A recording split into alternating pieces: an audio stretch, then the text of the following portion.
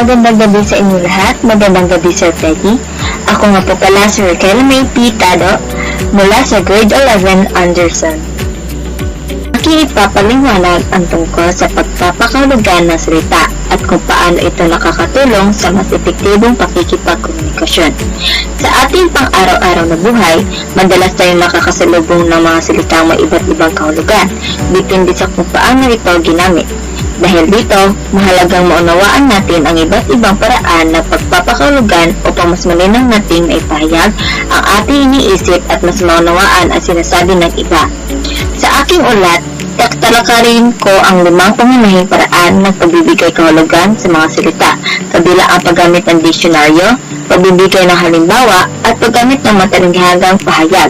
Sa pamamagitan ng kalamang ito, mas mapapalawak natin ang ating bokabularyo at magiging mas epektibo sa pakikipag-usap sa iba. Umasa ako na makikinig kayo at maibabahagi ang talakayan ito. Pagpapakahulugan ng salita. Ang pagpapakahulugan ng mga salita ay mahalaga upang maging epektibo ang komunikasyon.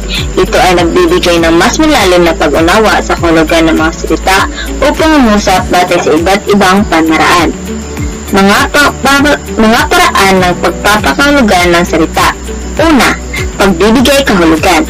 Ito ay pagbibigay ng kahulugan mula sa taong may sapat na kaalaman o mula sa mga sangguniang tulad ng diksyonaryo, aklat, encyclopedia, magazine o pahayag.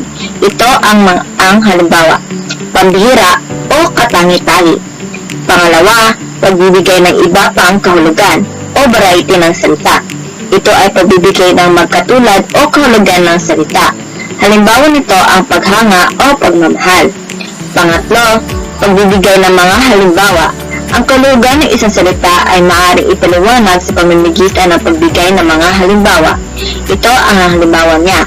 Ang buhay ng tao ay parang isang gulong. Minsan nasa ibabaw, minsan nasa ilalim. Minsan ay nakaranas tayo ng hirap at minsan naman ay nakakaranas ng ginhawa.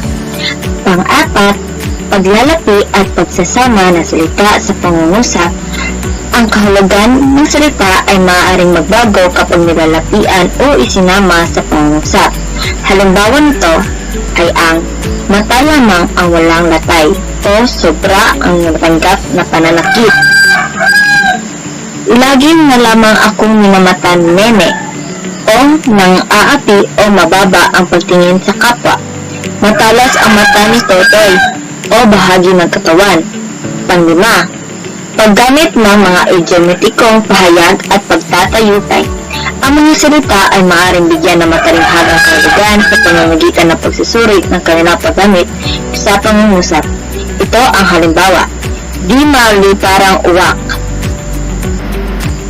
At ang malawak na pagpapakahulugan sa mga salita ay isang mahalagang kasanayan upang mas epektibo maipahayag ang mga ideya at mensahe. Sa pamamagitan ng iba't ibang paraan ng pagpapakahulugan, mas naunawaan at nagiging mas mayaman ang komunikasyon.